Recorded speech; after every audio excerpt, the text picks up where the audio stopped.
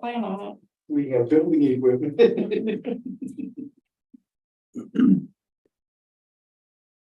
Okay, we'll go ahead and call this council work session to order. It is Wednesday, July 19th. The time is 2 p.m.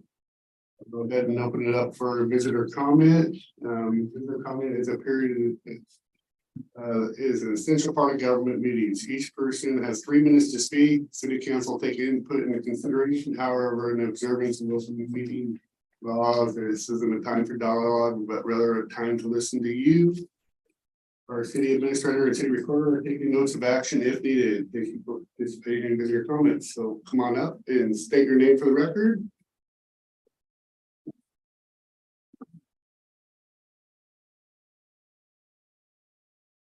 Name is Ron Tromlitz. I was here November 16th, 2022. And I was here because I told you I'd like to have a copy of the Walker report. Do you remember your reply? Probably not. But there was no smoking gun, and I'm not going to discuss it with you. I want to tell you though, that is in 2 parts. One of them is the smoking gun, and the other one's is you're not going to discuss it. So one's false and one's true. The true one was that you're not going to discuss it.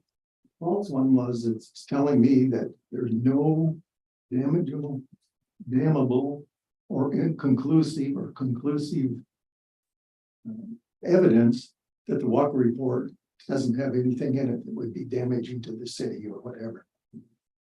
Now that isn't true. I made a lot of mistakes, but one of them that I finally figured out is I got to do better in finding out information. And what I found out is, it's interesting, just for one, is that the city has a difference of wanted, can't or cannot. If you go back to the reservoir, the city said they cannot drain the reservoir until October 1st. And Eddie Jenks come in he was hired on June 6th, and he was told and said and stated and wrote that the city won't drain the reservoir. Now that brings up a question. What is the reservoir doing there? Well, if it's full, why is it full? Then it continues to leak. So if it's shut in, why couldn't you drain it? So what happens was Kennedy Jenks designed a plan for the rehabilitation of the reservoir, never ever entered the reservoir. So if you can follow that through, the bidders got the same treatment. They never were allowed to enter the reservoir to determine the true condition of the reservoir. WPI never entered the reservoir until October 1st. It's really interesting how the city does business. And I have learned a couple of things. Now I've learned that John Walsh controlling the withholding of the Walker report. Another thing I've learned also since November 16th is having opinions, sending letters, writing letters, sending emails. The other way now has become dangerous to me. And I thought that was interesting too. Then you can get back to the waters. As far as I confirm, trying to develop all this information is the city has never determined where the source of the leak was. And is that my button? Thank you. Thank you. Okay, other visitor comments?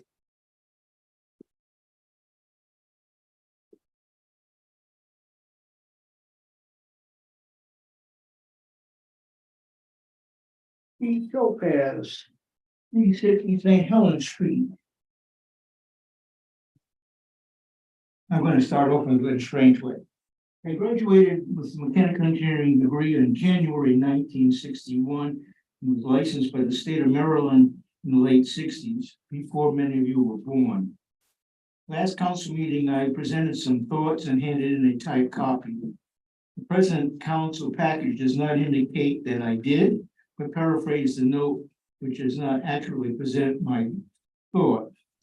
Another person made a presentation, and that is accurately recorded. If the present note under my name is approved by the council, it will demonstrate not only reports liked by the administration will be accurately reported. Basically, there is no free speech in St. Helens, only controlled speech. Changing subjects. In 2019, I asked Matt Brown for the course on the reservoir repair. He did not answer. Sue Nelson was asked to reply, and she did not. Next council meeting, Matt Brown delivered a multi-page complaint against me for asking this question in public. He said that if I had come in private, he would have told me. He, with John Walsh, is okay, filed an ethics claim against me, which was rejected by the ethics board. Kathy, may I have the first, I don't know which one's first. any one of the charts?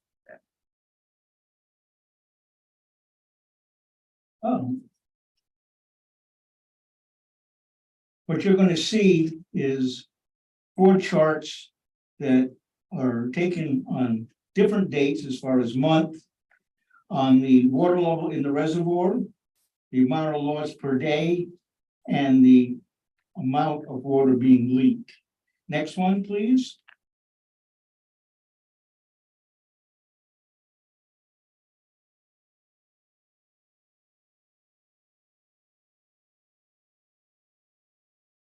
Next one, please.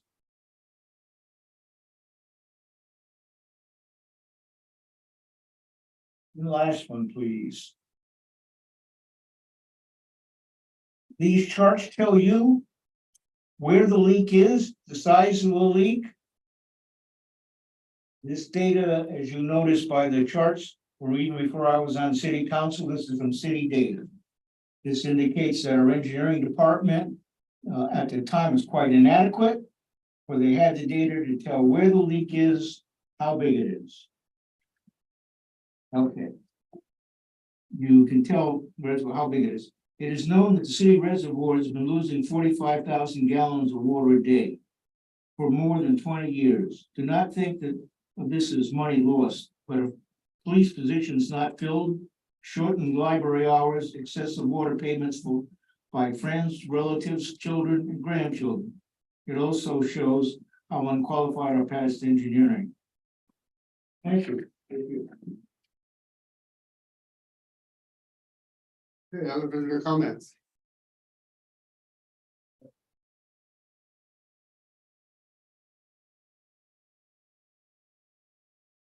Tina Curry, the tourism department. I just wanted to give a quick report on 4th of July. It's been that long. It seems like a really long time ago now, but I think the 4th came together really well with the guidance from the police department and CERT and a lot of people that got involved to help with the traffic scenario downtown and the construction. People really enjoyed the fireworks from what I heard. I heard really positive comments from everybody. So we were happy that, you know, there was no incidents and it was pretty much smooth sailing besides the people that had to deal with the actual fireworks and getting that into the river. We also are working on the insurance for the boat. That's kind of the final piece. It's going in the water tomorrow and with our captain to just do one rescue test that's going to happen next week and we'll be good to go. It's been the insurance piece is tricky, but I think we have it now. Thanks to John. Doing that. Any questions or anything like that? I think everything is what's about good. Yeah, I just know that people have been asking questions about the, you know, where we were as far as the ROI and the completion of that, so. Well, we've already gotten the Coast Guard that came out and already inspected it. The officers were absolutely really impressed with the boat. They thought it was going to be a great boat on this river for the purpose that we want to have it. And there was just a few things that we had to modify here that would be in compliance with what this Coast Guard thinks, but I believe we're 100% pretty much in compliance at this point, and next week we should have the COI for here. Yeah, where's it gonna be more? Down at the dock at St. Helens Marina. Oh, okay. has got a permanent location on an outside dock that will be really suitable for us. Oh, and of course, we got the Sand Island Sandcastle competition coming up the weekend of August the 5th and 6th, as well as a twilight celebration that we have during that same weekend. And Halloween is coming right up. We're working hard on that, making that happen.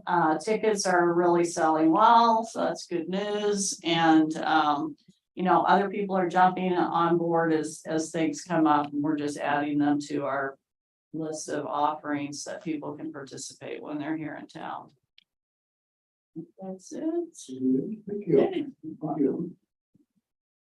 Okay, I actually gonna have Aaron Majors come up here and visitor comments too, but we'll keep it come on up and. Yeah, 3 minutes. no, don't worry about it, because it's kind of city official business. Thank you, Mayor. I appreciate you having me here today. Good afternoon, everyone. My name is Aaron Majors. A little bit about me is I was born and raised in Delta Junction, Alaska. At 18, I joined the United States Marine Corps Infantry. After that, I came here to visit and ended up staying. I got into residential real estate in 2003. In 2016, I started my own company and went out on my own and was hired as the managing principal broker of Transworld Business Advisors in East Portland.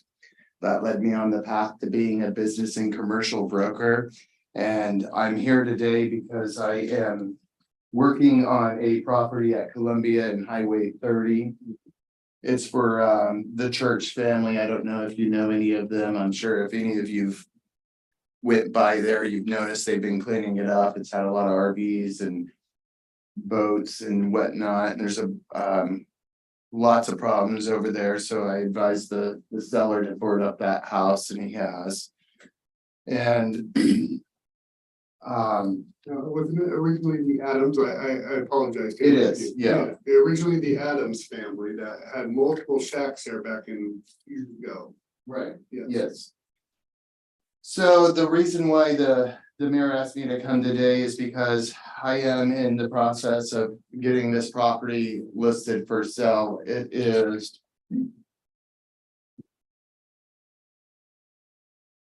1.2, 1.2 acres. yes, it is. Yes, so then the city also has two other properties that adjoin the property. They're both zoned highway. Well, this one's zoned commercial. One of the city's properties is gonna be zoned highway commercial and then regular commercial for the other one. I feel like I'm here to make the proposal that if this property goes on the market, that the city should think about putting the other two commercial properties on the market at the same time, because that will entice a developer to buy all three parcels, which would mean lower development costs, more opportunity to build, and it would add value to some of the lots you have. The smaller lot has a water reservoir. It's actually called Lake Murray on the plat map. So that lot goes down to about 12,000 usable square feet. When you look at the way it is currently, if a buyer developer went in there and bought all three together, they can get rid of the ghost road that's in there. They can find some other way to do the water runoff watershed. So let me stop you right there, because kind of our thought process, my thought process on this was actually, we as a city have the most frontage of those streets, and we have the ability to actually expedite the vacation process. Yeah. Okay. Yeah. So which would leave us about 3 acres total. Yeah. We know some of it's wetland. What I'm proposing to this council, and that's why I asked you to come here. The reason why Aaron is here today is he was actually hired by the Adams family as their realtor. I said, what are you going to do with that property? They were cleaning up. We said, well, we're putting it on the market. I said, well, have your realtor get a hold of me. Because if that 1 acre sells, it's better to sell as a whole. Okay, it just is. If we were to clean up the street, which goes to nowhere, add that to the city property and sell that along with this at a decent rate, my proposal is to actually fund the missing police position. With, for 2 years, and the makerspace position for 2 years. And I went and did a little bit of work behind the scenes with staff, and John was in the loop on this. And this is all open though. This was, I haven't made any promises to anybody. Wanted to bring it to you guys. I was wishing, Patrick and Jessica were here, but they're not. So those positions is 580,000. Now we'll have about 3 acres in total. Well, it is wet. What we've identified, we have a pretty good cool map with our city planner. Which you're at, the asking price for that is 400 to 1.2, which is the most valuable. What, I'm getting a little bit pushback on price right now, so I have not came to a determination on price. I advised the sales price of 400,000 for this one parcel, right, the 695 North Columbia. The other 2 parcels that the city owns doesn't have addresses yet, so I have tax ID numbers for them. Yeah. Another thing I would like to point out, like, the smaller lot with the wetland on it, if you were to attain that by itself and try to sell that by itself, it's almost impossible, right? So you have the other lot, which is great, you could sell those together. But I've sold or attempted to sell property with wetlands on it before, and the cost to develop that, if even possible, wouldn't translate into a lot of money. Sure. So Aaron, I was just looking at this, modestly, there's $600,000 value of our property there. For the property as a whole, I think is worth $1 million. You can use those wetlands for green space. You can use it for storm. You can use it for a number of things. What also, because so just so you know where we're coming from, we own the frontage of that wetland, the first 40 feet comes to the abutting property owner. Yes. So if you add 40 feet to that, one parcel you said is pretty much worthless, out towards the highway, it's not, Okay, okay? But we actually own an 80-foot road there that we can vacate for the greater good of the citizens. And just go ahead and do that faster than anybody without having to go through the process and the fees and stuff like that. We still have to go through a process, but it's a much faster process. So I think it's a win-win. What I'm trying to do is not have 1 acre sold there. It'd be nice to sell the whole chunk, take a look at it. This is just thinking outside the box. Nothing's been promised to anybody. And I would encourage you guys to look at it, but I think with my thinking was, wouldn't it be great to take the gift that we are given of these 2 properties and vacate those streets and turn it into 100% back into the community where we're short in our budget this year. Exactly where we're short. We won't get pushback, I don't believe. Maybe, I don't think we would. I feel like combining the lots, you would have an improved value of about $15 a square foot, and that's just the guesstimate, which is a little under $1 million. Just the same. So I wasn't too far off. No, so, but so I just wanted to introduce you to everybody. John has actually Aaron's number because I made him reach out to, go to his new manager to do all this, so. And again, I don't know Aaron, I just met him. Yeah, so it was the people who own the property who picked him, and so I think we'd be smart to stick with, if we decided this, to stick with him, and it's unbiased because it was already somebody who was doing it. So I think it's a win-win for everybody. So Aaron, I appreciate you showing up here today. I know that your mother lives here. Mother-in-law, yeah, Mother-in-law? and my aunt, Yes. yeah. Yeah, and then you're living in Portland then, you said? No, I live off in Vernonia in Pittsburgh. Oh, okay. Well, welcome to St. Helens. Like I said, I've never met you before. So this is my 3rd year here. Yes, I know that you were doing a remodel and had to deal with Mike Droya. As we're building it right now. Yes. Yes. Yeah, right.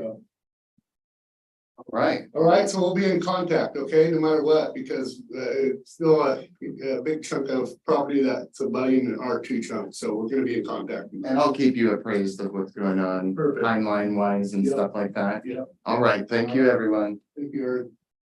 It's just really nice to see that property cleaned up.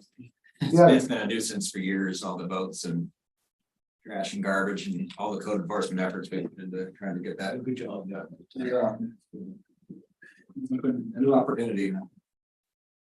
Yeah, it's small enough, I'll start seeing you around, because now I've seen your face, Aaron. Yeah. Very nice to meet you, Aaron. Nice to meet you guys. And we talk about this, could we just get a map to put up? Because I know where we're talking about, but I think it would be helpful if people could see. Yeah, and I thought about having Jacob down here too, our city planner, I should have. If you want the trios, I can give you both these files. I have electronic copies. Sure. For those listening, I think it'd be easier if they.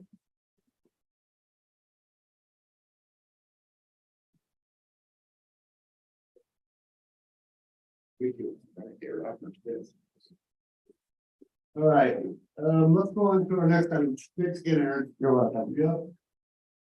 Okay, we're gonna do the employee length of service. We have Joel Beeler, who is our utility worker number 2, has been with the city for 10 years. Congratulations to Joel, he's a hard worker, you see him out there getting it done every day. Like all our guys, but it's a huge accomplishment. 10 years is a long time with anybody. And we definitely appreciate him, so. He happens to be under Public Works, which me and Jessica oversee, and he's always very good demeanor too, that he brings with himself, so we appreciate him. Okay, now we're gonna go on to the Building Division Semi-Annual Report, Mike Correa. You didn't know your name would come up in the public comment, did you? Good afternoon, council. So yeah, we're gonna go through what we've been up to since January to June of 2023. We'll take a look at some of the highlights that we've been through and the milestones we got through, and we'll talk a little bit about what's coming up next. So thank you. So permit activity with 3.4 full-time employees. We've issued 236 permits since January 1st, and within that period, we did 118 plan reviews and 1,491 inspections. Next slide, please. And this doesn't totally reflect all of the everything that goes into the building permit process. In your guys' report, there's a few more reports that you guys can look through if you need to get into the more detail of it. One of the things affecting our workload this period was you've probably known John Hicks, our inspector, resigned as of June 23rd. And so we're down an employee at that point. This point, we're managing through our agreements that we have with the county and adjusting our workload with that and trying to keep up. We want to keep a close eye on these workloads. Just we don't want to fatigue our agreements with the county, which happened previously in 2019, or we don't want to have our stakeholders, contractors get frustrated with service levels. So we're really going to watch a close eye on service levels, just make sure that we're able to keep up. And if something needs to change there, I'll be going to John about that. And so that on the intergovernment agreements, just 2 that I like to highlight on a regular basis are the ones that we have with Columbia City. That one where we provide services to Columbia City for for building inspection and plan review services. It's a one-way type of agreement that they request services from us and we provide them at a cost of 75% of the permit costs. Our Columbia County IGA is reciprocal in that we can utilize each other for plan review or inspection services. So in this last period, Columbia City, we issued 37 permits, did 90 inspections and 13 plan reviews with a total revenue of $11,341. And then in Columbia county, they have performed for us 69 inspections and 5 plan reviews at an expenditure of $22,820. So, next slide, please. And I'll take us to our Oregon State Building Codes Division update. They are celebrating their 50 years as a state division. And so they've been putting out some bulletins about their history quite a bit. To keep us up to date, though, we've gone through our code cycle this year. And as of April 1st, 2023, the 2022 Oregon Specialty Structural Code was adopted and enforceable along with the mechanical code. John and I took part in the mandatory training that keeps up our inspection certifications. And so we completed those in May and got our renewals in June. Kind of coming up in the future there, the residential and manufactured structures boards are just about done with their code cycle, and they plan on adopting the new code October 1st of 2023, and that'll be based on the 2021 International Residential Code. And next slide, please. This one is one we've been talking about for over a year. This is the Specialized Plumbing Inspector course. It is scheduled finally, and it is ready to go. So we had to take some extra exams to to maintain our seat. Taking of these pictures are not code because none of those look right. No, that's these are just things that people find out about when they're doing inspections and share them. So I just put them up there for just for that purpose, to bring a little humor to it. But yeah, this course is going to be starting in August, mid-August, the 14th, and it's 10 to 12 weeks, and it will include some exams and different things. But with this certification, I would probably say about 80 to 85% of our plumbing inspections that we currently send off to the county will then now reside in-house. We'll be able to perform those inspections ourselves. And what it primarily goes around is the commercial plumbing code and being able to do inspections on commercial buildings. Right now, we utilize Josh Hansen, their A-level plumbing inspector over at the county for all commercial plumbing inspections. And this will give us a section of that basically to take on. So it just helps us in not having such reliance on the county for inspections. And the next slide, please. So I just wanted to kind of go over some of the projects that you guys may see or may hear about throughout town. So this is the St. Helens High School project. The structural portion of the additions of the addition is completed, and they are really starting to get rolling in all the mechanical, electrical, plumbing, fire sprinkler systems and alarms and the addition. And they're taking advantage of the summertime as well and kind of spreading out and do some light work in the other buildings where students will be coming back in September. And then they're also proposing to temporarily occupy the gymnasium area coming back from summer. Next slide. And Broadleaf Arbor Apartments, they're all their buildings are constructed to framing at this point. They have 4 buildings that have received occupancy, 3 of which are residential and 1 commercial building. And they've been doing a lot of site work. You've probably seen their fencing and everything pushed up tight against Gable Road. Yeah. They're really trying to get a lot of the site work or the off-site work done as well. Next project or next slide. And this one is just got the review done actually just this week. And so the plan review is complete. It's ready for issuance, but this will be the John Gunn renovations. And the county's turning those into they're going to be in the museum over there, and the county commissioners' offices are going to be located over there. And then the lower floor is primarily going to be is going to be unoccupied with exception to museum storage. Next slide, please. Crooked Creek Brewery. And this is just going down right here on First Street. And construction is underway.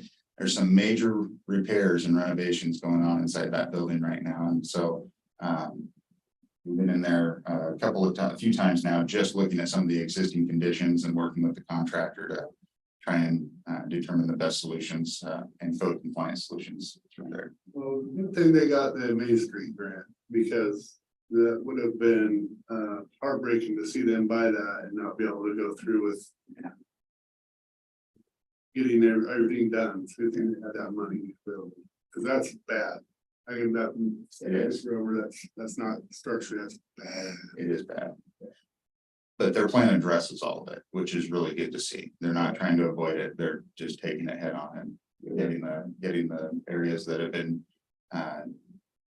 under maintained, taken care of. So. Next slide, please. Thank you. 12th Street Apartments are a mixed use building. Mostly it's apartments. It's 7 apartments and one commercial suite. And so yeah, the building frame is erected. You can see the interiors of the units there. And the mechanical, electrical and plumbing and on-site work are all getting performed currently. Next slide. And the Burger King. Burger King is going up right in front of the old hospital. Framing is completed and approved, and it's actually through the installation phase at this point, and they're on to finishes. So they're humming right along. Columbia Hills Retirement is the next slide. This project is from the fire, if you recall, from last year. They've got the shell rebuilt. They've got all the smoke and hazard mitigation taken care of on the interior of the building. And they're also just starting to get their electrical and plumbing trades in there to start working on things. And the last one I wanted to touch on was Sand Island. This is the cabins and picnic shelter that are going on out there. Those are all framed in and dried in at this point. The project has kind of been put on pause a little bit, just for some, as they're looking at providing potable water and sanitation out on the island and serving these sites. And so, kind of waiting to see everything go through on that.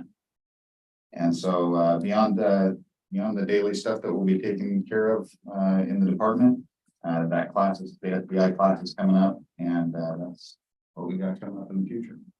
And I'll open it up to any questions that you guys might have.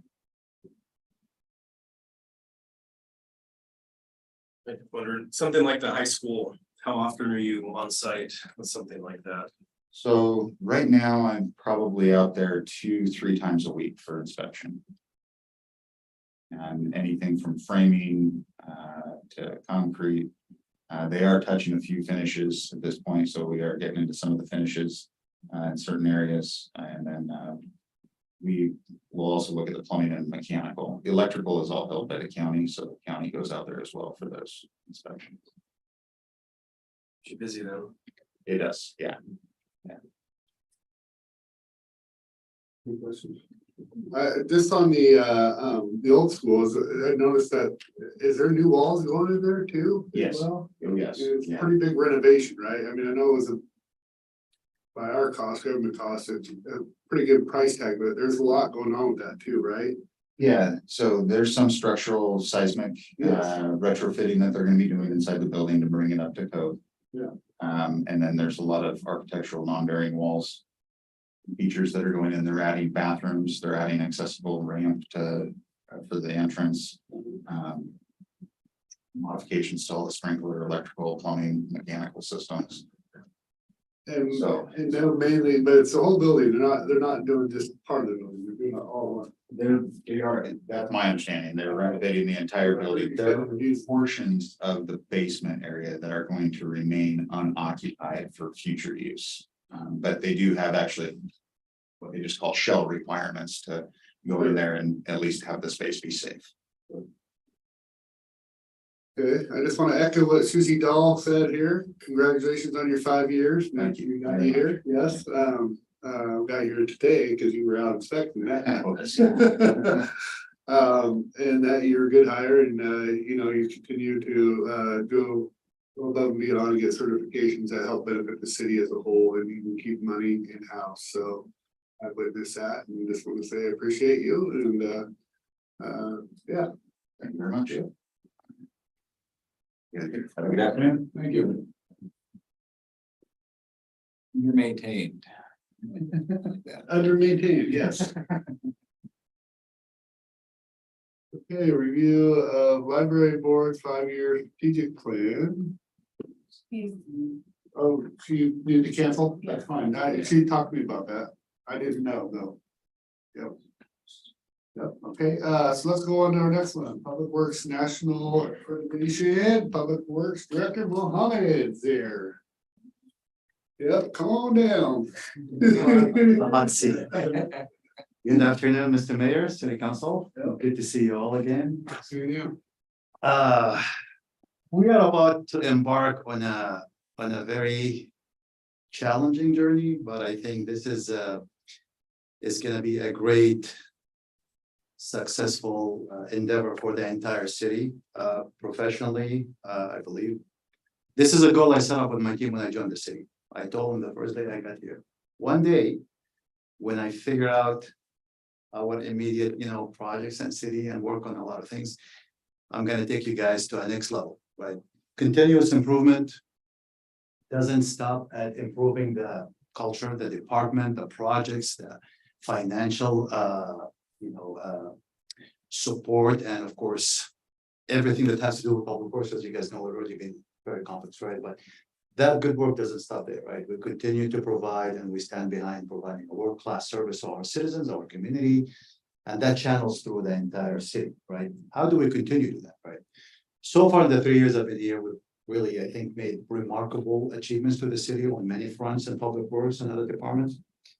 But we don't stop there, right? That's not enough, or at least from leadership standpoint, we have to continue improving and make our department better and the best in the county. How do we get there? So the Public Works Accreditation, first slide. What does that stand for? I want to give you a little bit of background. So the APWA is the American Public Works Association. It's a nationally recognized professional association that basically regulates and put the standards for all public works agencies in the United States.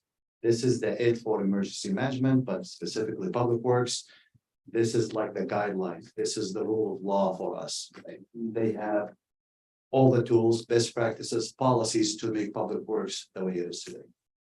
So being recognized by the highest level of appreciation from this organization is a big deal, right? This is like, I keep telling my team, winning the Nobel Prize in engineering or the Oscar in, a movie, right? That's the highest honor. This is the APWA accreditation for public works. This is the golden standard. What is the purpose of the accreditation?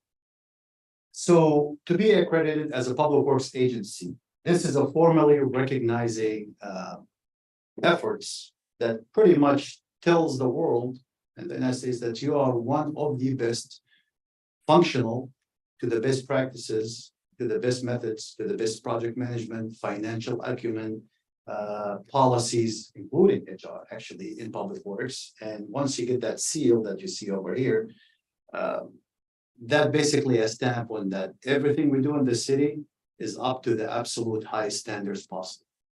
There is tons of benefits. There is a lot of recognition. There is a lot of benefits from that, and we'll talk through those here in a moment. This is the process. Basically, the accreditation process is on four phases.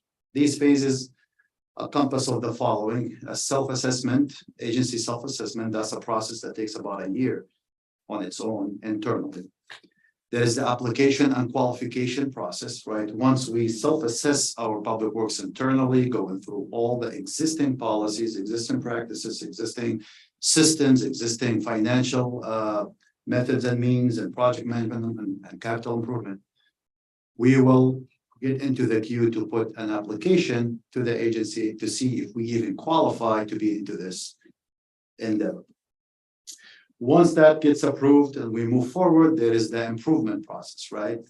I can tell you no agency in the US start this process are perfect, right? The whole point of this is how can you improve and build up on what you already have and go to the next level and be better and continuously. And once that improvement process is done, you'll get to the evaluation. This is a session where we have professionals from the United States across the nation. They come and they are sent by the APWA to our city for about a week that they will be personally on board assessing everything from A to Z that we work towards that upgrade accreditation process. And once we're done by the evaluation, we'll get, of course, the letter, whether we made it or we didn't, or we continue improvement, and we have to revamp the process and continue until we get actual accreditation. So you've probably heard the police in the past say, we want to be accredited, but we can't because the facility doesn't, I would say this is in the same category. Accreditation for any major organization is really important. On the next slides, that will give you basically a transparent roadmap to the entire accreditation process. This is a very large 3 years program. We try to sum it here in one slide. And I hope you can read those and I can supply you guys with any of these documents, but those are the phases. There are 5 total phases that you see in this one. It starts from the process as we talked. Each phase is about a few steps. But again, this is a 1 to 3 years process from A to Z to be able to get that goal of accreditation. So it's a very long commitment. It's gruesome when it comes to what kind of work that has to go through, and it's going to take the entire body of public works and other divisions to participate in order to achieve the goal of accreditation. So what are the benefits, right? One of the important benefits I see from public works standpoint is we want to establish an agency-wide continuous improvement culture, because I keep telling, our team and everybody in the city, being the best doesn't stop at achieving a trophy one day, right? You have to continue. What's the next level? You gotta keep raising the bar up. You gotta keep continuous level of service to increase that, right? How do we do that, right? This is the approach that's gonna get us to that spot that I think it's remarkable. And again, it's a big goal that I had a dream to also achieve it when I'm a public works director, even before I became so. So there is a lot of performance improvement that comes out of this one. There is a lot of team building development. So every individual we have in public works would have a great learning from this, because it's a body of the entire team to participate. It's not a one-man show. It's not a me and a couple. It's the entire department has to work cohesively to achieve this. Other very important pieces of this one, right? This accreditation will give the stamp to the city to become, again, the most sufficient in a lot of areas, including reduce liability for the city, right? A lot of the challenges some cities face, public works, right? Someone getting hurt in the field, or some of these issues that we see through machinery outside or through trenches or projects. Being accredited, it will support our insurance process and reduce our premium cost, because that tells the world we are doing everything according to the book, according to the best practices, safety, and every possible mechanism outside that we're doing our job 100% right. So it's a protective layer that say, you know what, you're an expert, you're a licensed expert. What you do is great. In turn, you are rewarded through insurance endeavors that will reduce our premiums and will give us that leverage of, reducing these costs, because those are massive if you look at our budget and how much we pay for insurance premiums. This is a layer of support, right? Think about that hack we had for IT a while back before I joined the city. And then now we have to pay for insurance of cybersecurity. And, we have to take certain steps to prevail that in the same function, right? We get this, we are already doing above and beyond what we do as a city. In return, insurance companies sees that like, hey, you know what? You're not like everybody, you're going above and beyond, so we'll reduce these costs. Major, I think, once we get that one. Justification for budget process, right? When we ask for budgets to do projects, capital improvement, we're backing this up by the absolute best knowledge, praxis, and experience as an accredited agency. In addition, we're updating and centralizing all our policies. There's more than 800 policies just in Public Works Department, believe it or not, that we have to adhere to, and we have to upgrade every single one of those policies and revisit those and live by them. That's part of the process of, and all this stuff will be vetted, audited, verified by the evaluation team. Think about the major success we recently achieved, the $2.5 million grant from the state, big win, right? Being an accredited agency in public works, that will open the doors for even further grants that give us the opportunity to be, again, when we are competing towards a grant, not a loan, to save the city on any utility expenses or any utility increases, grants are great, right? $2.5 million, that's a lot of money. Usually, it's really hard to achieve, but having the seal of APAWA, accredited public work agency, will put us that much farther into the queue to be, supportive and get more grants, hopefully at no cost in return. To give you just an idea, statistically, of where we stand with the process and how difficult it is and how it's rewarding and how hard we have to work to get there, right? Currently, in the entire United States of America, there is about 34,000 or so municipalities and counties. That means public works departments, right? Only 175 today, as of this moment, are APAWA accredited. So that 1% out of the entire pie of the United States is accredited as an agency. That tells you how difficult this process is, how challenging, and how many leaders in the field are trying. Very minimum, 1%. Okay. It's discouraging when you look at this pie because it says, who the hell have time for this? Who wants to deal with this? And who wants to jump into this? We already have the whole world on our shoulders and we deal with many challenging things day to day. Who would want to add this to their plate? A crazy public works director, because it's a personal goal and again, professional endeavor that truly above and beyond our limits. If we go to the next slides, let's focus on the state of Oregon. Okay, there are 241 total I think, cities and 36 counties in just the state of Oregon. There's only 4 public works agencies in Oregon. That's the state of Oregon only are accredited. Those are the ones you see on the screen here: Eugene, Salem, Westland, and Beaverton. So again, that's on the scale of just our state out of the 174 in the entire United States, 4 in Oregon. That will give you a very good scale of where we stand. So if we do become accredited, not only will be the only one in the entire Columbia County, but we'll be the 5th one in the entire state of Oregon. That's a goal, right? We thrive to be special. We thrive to provide a world-class service to the citizen and community. The beneficiary out of all this is the community, is the citizen, is the city, is the budget, is the insurance that we're going to save. I mean, all these benefits doesn't come to our team. We take pride in this.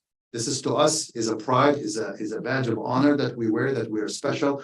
We're better than next door and the other cities and the other cities.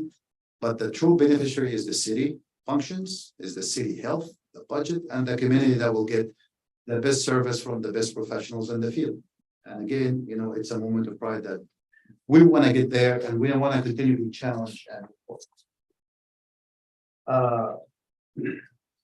where are we today? So just to give you a heads up, where are we standing today? Congratulations to us. We have passed the first one and we actually got the official letter of being admitted to the program. So we've already, in the last 3 years, I've been working behind the scene with the team to prepare for this, right? It's been a silent side project that took 3 years just to get on the program, because it truly took a lot of effort, including, if you remember, the CPWPM certificate that I had to earn. That was a big part of understanding this and getting into this, right? Because it's more than 20 plus chapters that we have to meet the obligation in order to qualify. So we are already ahead of the curve. We've done already great achievement within public works in the last 3 years that put us at a 40% completion of the entire process of accreditation. This is, as I mentioned, a 3-year process, but I already set the goal for us as of July of next year, 2024, to be accredited. Think about that. That's a milestone that's going to take a miracle, literally, to make happen.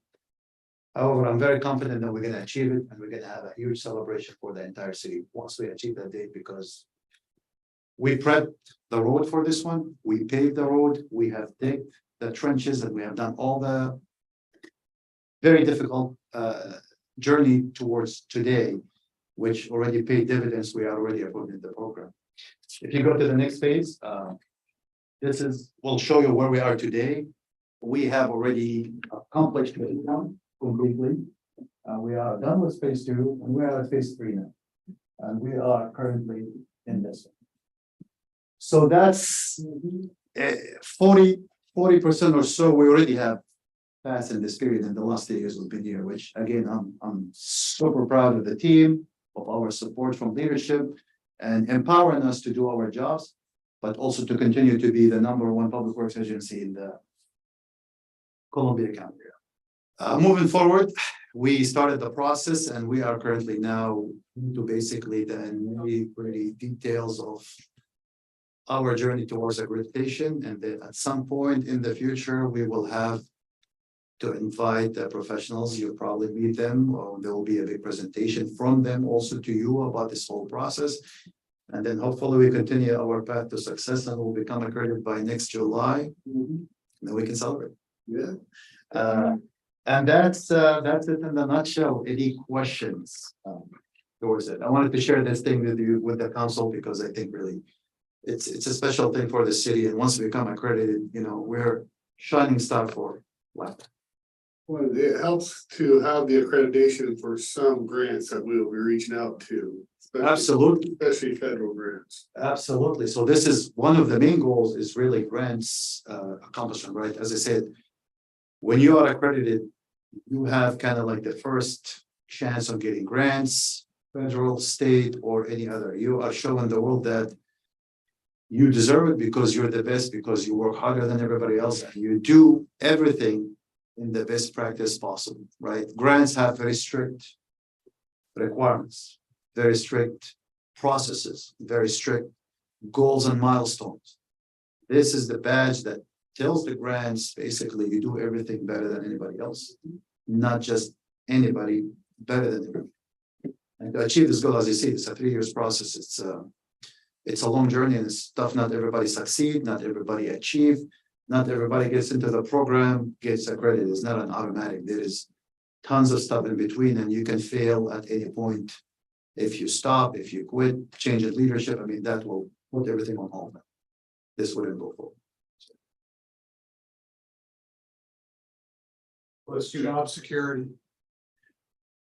Well, it's jobs. I tell my team, think about this, as I mentioned, you know, imagine you're an actor and you win the Oscar. You are marketed as an individual, where's this badge? Because we cannot even wear this badge of APWI accreditation. It's trademarked unless we are officially accredited. Otherwise, we can get sued. So if we do get accredited, yes, every person in public works is part of this. And actually outside of public works, because there are 10 chapters that are required to meet best practices. And guess what? HR is one of them that we have to work closely with every single department. Finance, there is a whole probably 6 months worth on finance, HR, risk management. And I can share more details. It's extremely convoluted process, but all this has to be part, and it's an entire city. This evolved the entire city, not just public works. That will certify technically the city entirely of every department to be one of the best. So it's a win-win for everyone involved, and being part of this, it's great. I think it's something to be very proud. Anybody who's involved into it will be. Communication, emergency management, everything that has nothing to do with public works is part of this accreditation process. There are 10 chapters that are completely city economic development, and all this is part of it that we have to achieve. And how to achieve those goals is I have to work closely with HR, with finance, city administrations, and communication. And without them, we can never be accredited. If they're not doing their job to the best practices and they can prove it, guess what? We cannot get accredited. So there's tons of work on my end with others in the city that is required actually to be also up to par with everything. So again, the win is for the entire city, not just. Once you become accredited, how hard is it to maintain that status? There are requirements. That's a very good question, Council Sunday, because once you are accredited for, I believe, either 3 or 4 years. And once that accreditation expires, you have to renew it and you have to go through the process again entirely. However, it's usually, according to APWA, it takes half of the time to get through it because you already have everything you need at that point. It's a matter of rechecking and auditing existing policies that have changed over time. Some have been updated, some, changed for whatever resolution comes in and. Then you have to go through that. Now, if you don't follow up and re-accredited, it's a problem because you lose the accreditation, you lose all the privileges that comes. This is very critical, I think, when it comes to probably change management or leadership, say, a public works director leaves, someone else come in. Whoever comes in to fill that shoes has to be on board and able and capable to carry the legacy of that, because you lose accreditation is not a good thing. And once you're accredited, you build that level of professionalism, level of service, level of process, and then if you have to maintain it, you have to follow it, right? And if you don't, it's just, it's not a good thing. So hopefully we can carry this on for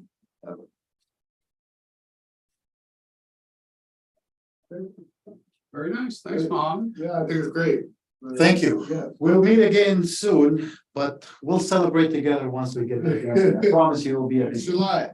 next July. That's the key. I told my team, you like your job, I'm gonna stay around.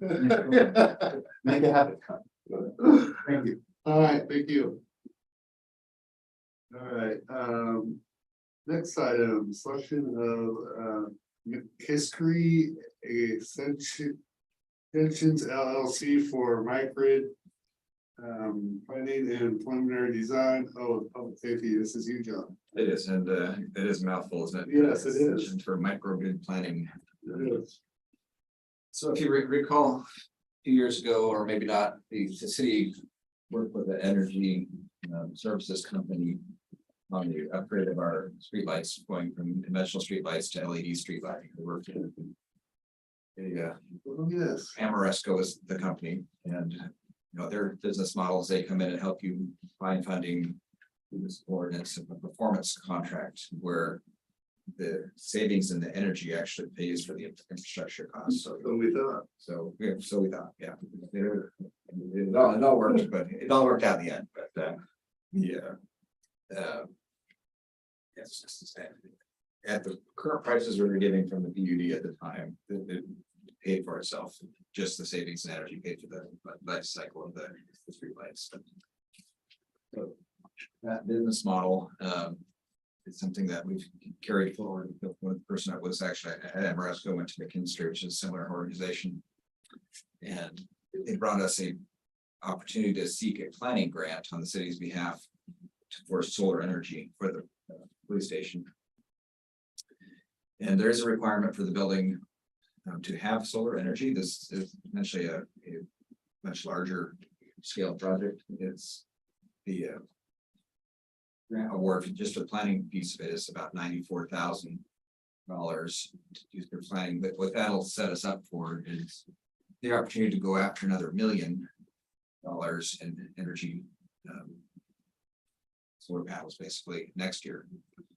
And so we're looking at your council has on their agenda to accept this agreement to work with McKinstry to get going on this work. And that will put us in line with the building right now. We're designing about 2/3 of the roof has solar. There's an opportunity to get to about 3/4. You still need good space to move around on the roof. But it could be a much larger install. And one of our priority ANVACs with the police station project is to have more covered parking lots. And we're looking at, if you travel about the country in the sunnier places, you'll see these carports that are also solar roofs, they provide shade and electricity, and the cars park underneath solar panels, basically. And that's where we're hoping this ends up with this planning grant, maximize the amount of funding to go into the police station project.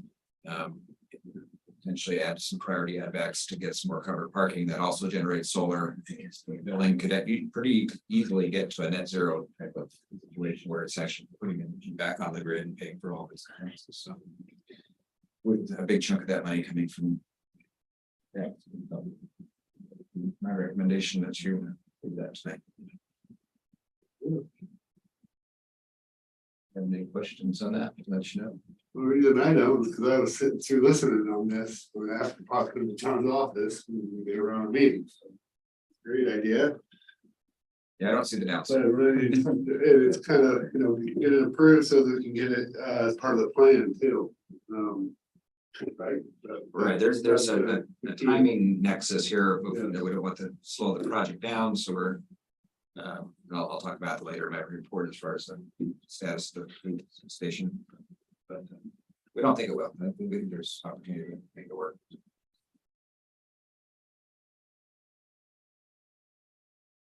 I don't hear anybody, so everybody's like, cool with that, sounds like. It's gonna be too controversial. I don't- Yeah. don't anticipate. Okay, so let's go ahead and roll into the upgraded agreement for McKinsey. Building design.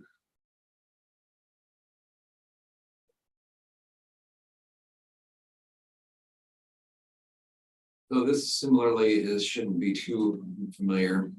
Our agreement with McKinsey Architecture to do the work on the what was public safety facility is downsizing to a police station out of the necessity to make the building more affordable.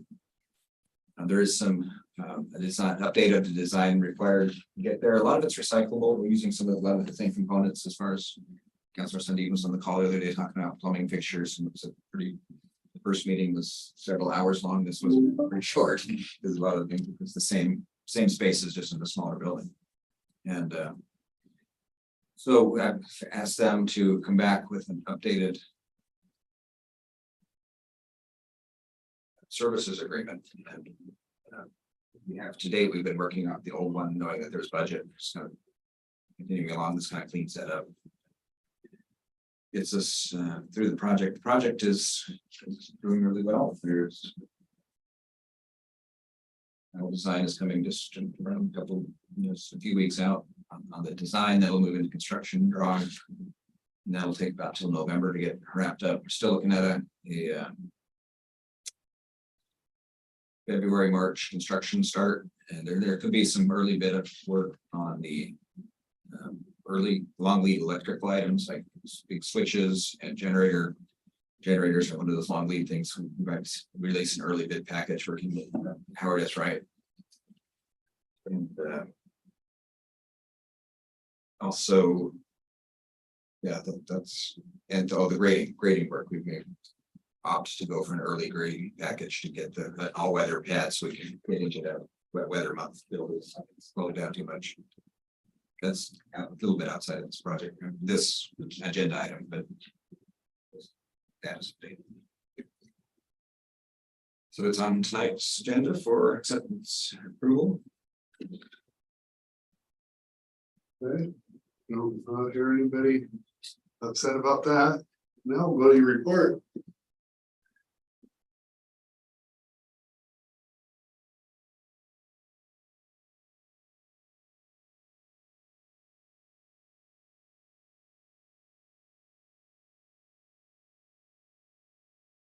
Mentioned, well, Mohammed's still in the room, that it's, he knows this, it's wastewater utility appreciation week this week. So, Who gives a what? Wastewater, you do it. Wastewater. Yeah, wastewater week. Water. That's a big deal. Who gives a what? Behind the scene, good work behind the scene. a lot of behind the scenes work with, especially like COVID support and they test. We are one of the 21 communities in Oregon that submits their samples to test for residual COVID RNA. And we've been a part of that process for several years now. Want to see the reports, I can certainly share them. Fighting. Yes. A lot of that. It's a lot of it. But anyway. We talked about the boat going to the water next week. The boat did have a certificate of inspection from Florida. When it left Florida, it comes to the Northwest. The Northwest region has to recertify it. Everything they did in Florida, they're doing it here, and we've been working with the Coast Guard unit out of Portland, and they've been really great. And just getting all the details figured out there.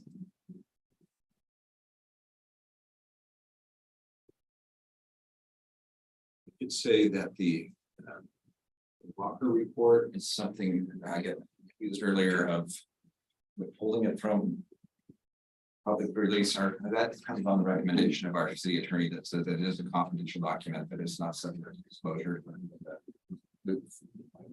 Press that question at length. Because it went through mediation, right? It's just by fact that it's a confidential document and attorney-client privilege. It's just that.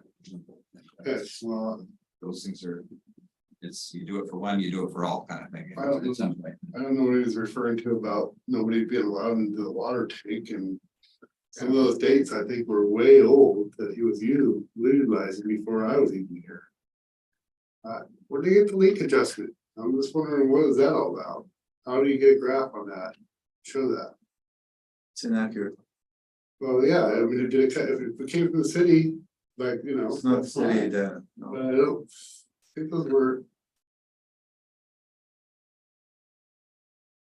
I don't get how they figured that out. From back 2019, I think I seen August 2019. Yeah, I can't comment on that, and it doesn't. In a decade, it feels like, or longer. I'm glad we're on the path now to. Fix it, or not fix it, to replace it. Yes. Correct, yeah. Happy to give you an update whenever. One other thing about the police station, and yesterday, Sergeant, CA, Chief Greenway, myself, David Lentz, and a few others went to look at some options at the Lake Oswego Police Department.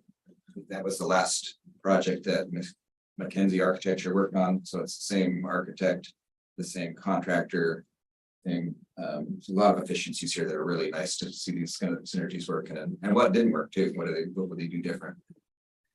One of the things we're looking at is using Oregon Correctional what the E stands for, but to do the furniture, they build very nice custom furniture for things and have beautiful chairs and everything. Oh, the correction facility itself. Yeah, the corrections. The inmates. they And get. it's beautiful furniture, and it's, the prices are fantastic. Well, if you got time, you can make way to furniture. Literally. Yeah. Anyway, so there's a lot to look at right there, and I felt the badoom kind of thing.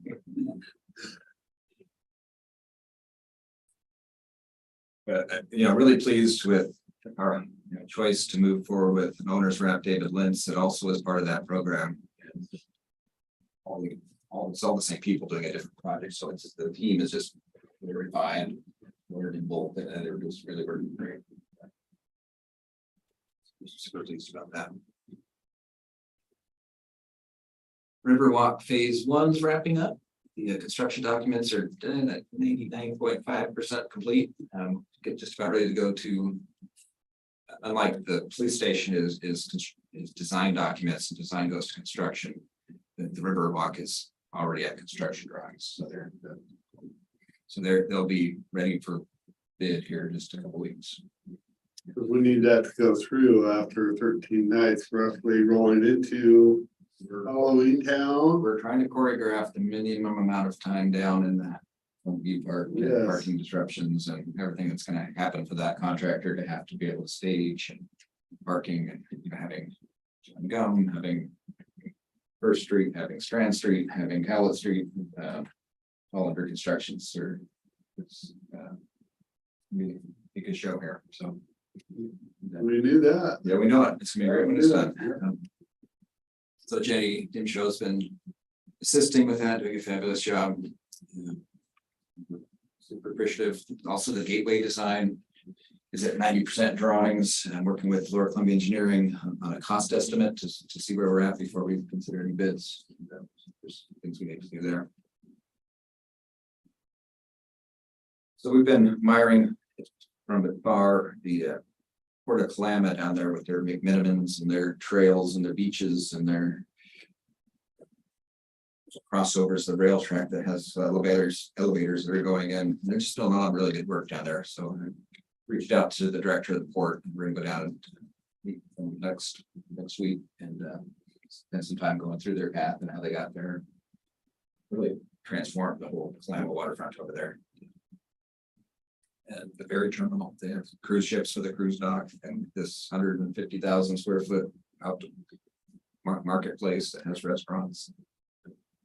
All on what used to be the old, kind of rundown campground and a Pyramid Brewing back 20 years ago, but they'll be telling that story about us someday. Things all good. Not equal size, our water. It is. Well, it's no longer. Theirs is right. Skinnier Yeah, too. there's. And then it has just a massive rail traction right behind it. So, Yeah. Fast highway. So, continue, Lori and I have been working hard on city finances. John Ellis has finished up it's not completely finished the tourism audit. He wants to put it into a written report for your verbal report is that everything seems to be checking out. He did a certain amount of sampling and there was no real concerns. Just the finance generally, I just want to drive home the point that we used reserves to balance the budget this year, and that's we're using about $500,000 with reserves to balance budget, and that's having positions like building inspector is going to save us a little bit of money, but there's still a hole right there. So if we don't figure it out, and we're monitoring closely to see where we're at with budget, that we're going to have that problem again next year, and it'll only be compounded. And, so we're looking at, you guys, council asked for revenues options. We're all over that. Expense reduction. So it's only a couple levers there, revenue and expense. And, we need to find balance. Don't want to drive down our reserves anymore. Just be, we're very mindful of that.